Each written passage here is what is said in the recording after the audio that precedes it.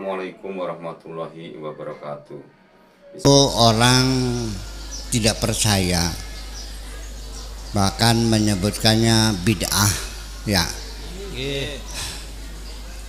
Tetapi setelah sekarang ada HP, dulu mereka kan bagaimana kiriman orang sudah mati ya sudah selesai. Idza mata ibnu Adam in qata'a amaluhu, udah tinggal menerima amalan saja. Kalau baik dapat pahala, kalau jahat dapat siksa. Nggak ada sampai doa. Ternyata dengan adanya HP sekarang terjawablah apa yang kata mereka. Mempertanyakan yang ngirim siapa, pakai posnya apa. Sekarang saya kirim uang kepada bapak, prepet, nyampe nggak uangnya? Yang antar siapa? Dia antar lagi gelombang, ada kabelnya nggak? Udah paham? Nah itu, jadi artinya bahwa dengan teknologi ini terjawab semua pertanyaan-pertanyaan orang yang dulunya ragu-ragu. Bapak-bapak dan ibu sekalian, mereka yang kita doakan itu tidak dalam keadaan yang sama, memang betul, tergantung kepada amal perbuatannya. Bagi mereka yang banyak dosanya, kita doakan mudah-mudahan diampuni oleh Allah. Amin. Mereka yang sekarang sedang lagi susah barangkali, mudah-mudahan diberi kesenangan oleh Allah. Amin. Dan mereka yang telah berbuat baik, mudah-mudahan dilipat gandakan kebaikannya. Amin. Itu semuanya kita doakan, tetapi tetap amal-amal mereka itu yang menentukan mereka sendiri. Kita di dunia usaha bekerja siang malam bisa bikin rumah, ternyata rumah tidak dibawa pulang, betul? Betul. Kita punya istri cantik jelita, kalau kita mati dibawa pulang enggak? Enggak. Dikawin sama orang lain lagi, betul enggak? Kita bikin rumah belum jadi sudah mati, yang menikmati suaminya yang baru, betul nggak? Yang kita bawa pulang adalah amal kita sendiri. Nah, di sini nanti mereka para sesepuh saudara-saudara kita sudah meninggal tadi tidak dalam keadaan yang sama, bermacam-macam tergantung amal perbuatannya. Kalau mereka itu pulangnya tidak membawa iman dan Islam, mungkin sekarang lagi dipukuli oleh malaikat, ya Pak ya. Tetapi ada pula orang yang sekarang memang di sini sudah tidak ada, tapi di kuburannya juga sudah tidak ada. Kenapa? Karena mereka sudah langsung dibawa ke surga oleh Allah. Kenapa? Karena waktu mati tidak ada dosa-dosanya. Yang ada hanya iman, ada ihsan, ada amal-amal yang soleh, kejahatannya tidak ada. Hutang sudah lunas semua, tidak pernah menyakiti hati orang, tidak pernah berbohong kepada orang, sholatnya nggak pernah tinggal, puasanya nggak pernah batal, ya kan begitu? Malaikat melihat mayat yang tidak ada dosanya ini, untuk apa nunggu dihisab sampai akhirat, masih lama. Ya sudah, ini pasti lulus. Kalau pasti lulus ya sudah, nggak usah nunggu, langsung silakan masuk surga. Nah itu pendapat Ibnu Abbas, sahabat Nabi, yang mengatakan bahwa surga sekarang sudah berpenduduk, sudah ada isinya. Mudah-mudahan masyarakat kita yang sudah meninggal ada yang sudah di dalam sorga. Amin. Amin. Kemudian yang ketiga adalah orang-orang yang meninggal amal-amal kebaikannya banyak, tapi dosa-dosanya juga banyak. Sholat berjamaahnya rajin, tapi bertengkarnya juga rajin. Hajinya 5 kali, tapi kalau tetangganya utang 10 juta kembalinya 15 Juta. namanya Bener.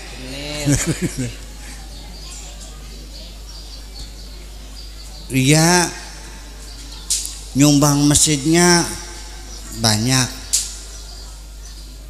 kemudian dia sedekahnya banyak, tetapi anak-anaknya tidak ada yang disuruh sekolah agama. Jadi bolak-balik kebaikannya banyak, keburukan juga banyak. Kebaikannya sedikit, keburukannya sedikit. Berimbanglah, ada baiknya, ada buruknya. Nah, mereka yang seperti ini nih disiksa dalam kubur juga tidak, masuk ke surga juga tidak. Dihisab belum waktunya.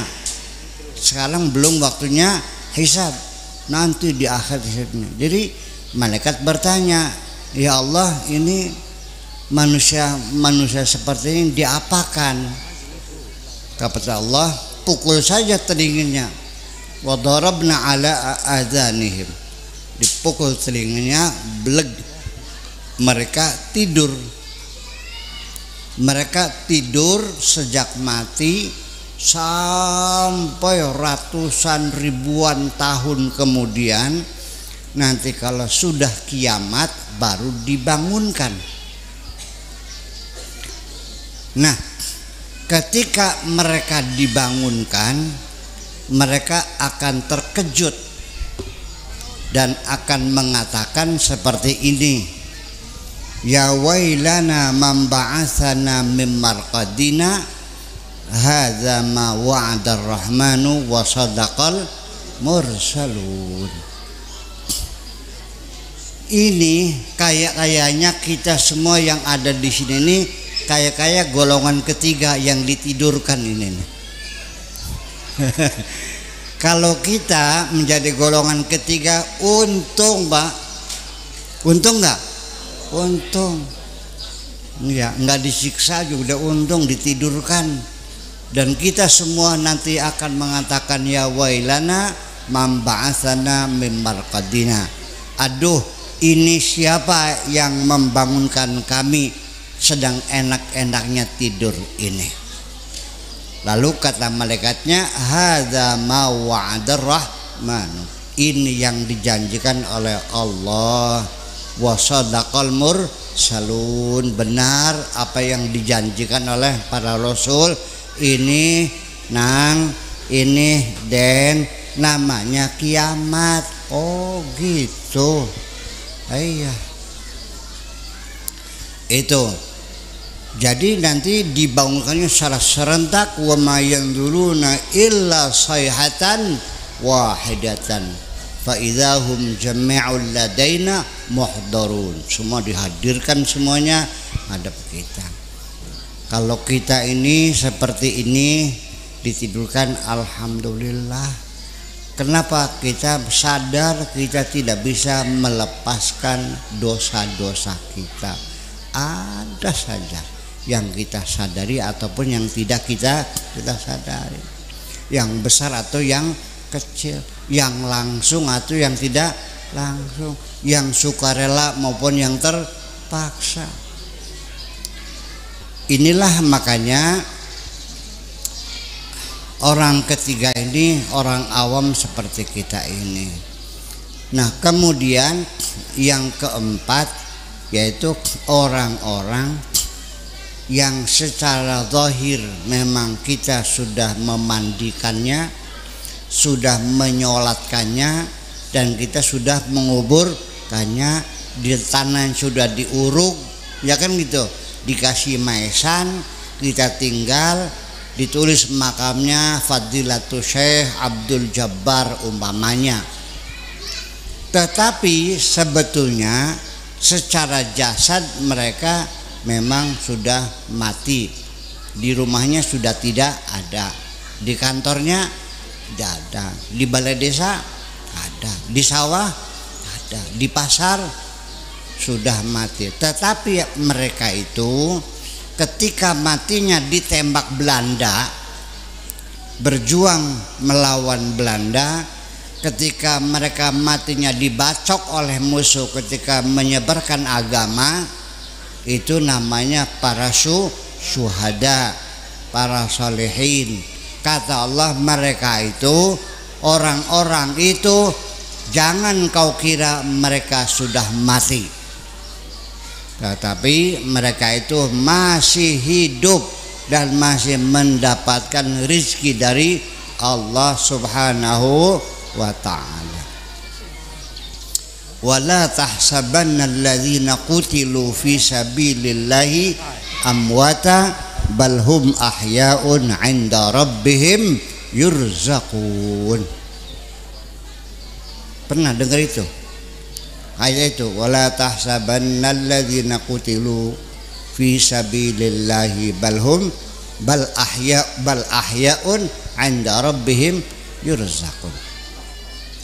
Wala tahsabanna, dan janganlah kamu sekali-kali, sama sekali, jangan pernah. Wala tahsabanna, namanya nunnya namanya nun taukid saqilah. La tahsab dikasih nun taukid saqilah, la tahsabanna. Nun taukid saqilah itu sama dengan dua nun. Jadi sini Allah bersungguh-sungguh mentaukidi, jangan sekali-kali, jangan berkali-kali kita menduga mereka alladzina qutilu, yang terbunuh, yang dibunuh, fi sabilillahi, dalam membela agama Allah. Mereka siapa orang yang terbunuh membela agama Allah? Namanya apa? Syuhada. Bahasa sininya apa namanya? Pahlawan. Pahlawan kusuma bangsa. Wala tahsabanna alladzina qutilu fi sabilillahi amwata. Jangan kamu katakan, jangan kamu kira mereka sudah mati. Balhum bal ahyaun, tetapi mereka itu masih hidup. Di mana? Ya di sini. Di mana? Bersama kita ini. Masih di alam dunia, masih. Dari mana? Ya karena mereka itu tidak mati, masih hidup dan masih mendapatkan rizki dari Allah. Inda rabbihim yurzaqun. Asluhu yurzaquna inda rabbihim. Masih mendapatkan rizki dari Allah Subhanahu wa ta'ala. Inda rabbihim yurzaqun. Jadi masih ada, masih hidup. Tetapi bapak-bapak bisa lihat nggak mereka yang masih hidup nih? Kelihatan nggak? Bisa disapa nggak? Apa kabar Pak Haji? Sehat? Nggak ada. Walakinna aktsaran nasi la yash'urun. Kebanyakan orang tidak sadar, tidak tahu, tidak bisa merasakannya. Aktsaran nas, kebanyakan. Kebanyakan tidak tahu. Berarti yang sedikit ada nggak? Nah, di sini ada nggak yang bisa? Ada. Ada dukun nggak sini? Banyak. Ya itu. Nah, dari sini nggak jauh dari Brebes apa nih? Tegal. Tegal. Setegal? Malang. Nah, di Pekalongan dengar nggak nama Habib Lutfi? Dengar Habib Lutfi? Pernah kesini belum? Nah, sok nanya. Dulu inget nggak? Habib Lutfi itu waktu zamannya Gus Dur Itu paling sering kalau ziarah kubur itu Gus Dur selalu mengajak Habib Lutfi.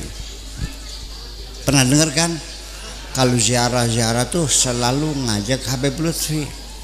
Mungkin Gus Dur nggak tahu, yang tahu itu Habib Lutfi. Kalau ziarah kubur, Bib, ini bener nggak makamnya wali ini? Kalau beritanya, iya Gus, ini makam wali. Orangnya soleh nggak? Soleh. Gimana? Kapan matinya? Gitu. Seperti itu. Jadi hanya beberapa orang saja yang bisa tahu. Saya tidak mendoakan di sini bisa tahu, nggak usah tahu lah, nggak enak. Masih enak nggak tahu. Kamu mungkin nggak bisa tidur. Kalau bisa nemuin mereka mungkin nggak bisa tidur. Udah enak tidak tahu lah. Betul nggak? Enak nggak tahu. Ternyata tidak tahu itu enak juga. Kalau ibu-ibu sekarang gini, Allah mengatakan kamu tidak usah tahu. Wa ma tadri nafsum madza taksibu ghadan wa ma tadri nafsum bi ayyi ardin tamut. Kamu tidak tahu besok mau apa, kamu tidak tahu, tidak usah tahu di mana mau mati. Enak. Nah, ibu-ibu kalau tahu 3 bulan lagi mau mati, enak nggak? Enak gak? Enak. Siap-siap. Boro-boro siap-siap.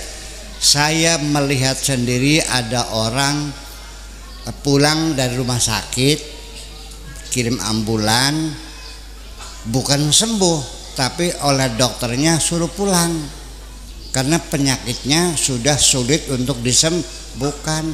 Penyakit kankernya sudah stadium 4, artinya hanya tinggal menunggu kematian. Tidak lama lagi, 3 bulan lagi juga paling lama mati. Jadi kalau di rumah sakit nanti sewa kamarnya semalam 3 juta, belum yang lain-lainnya, sehari 5 juta, kali 3 bulan berapa duitnya? Toh sembuhnya tidak. Jadi kata dokter, dah lebih baik pulang saja.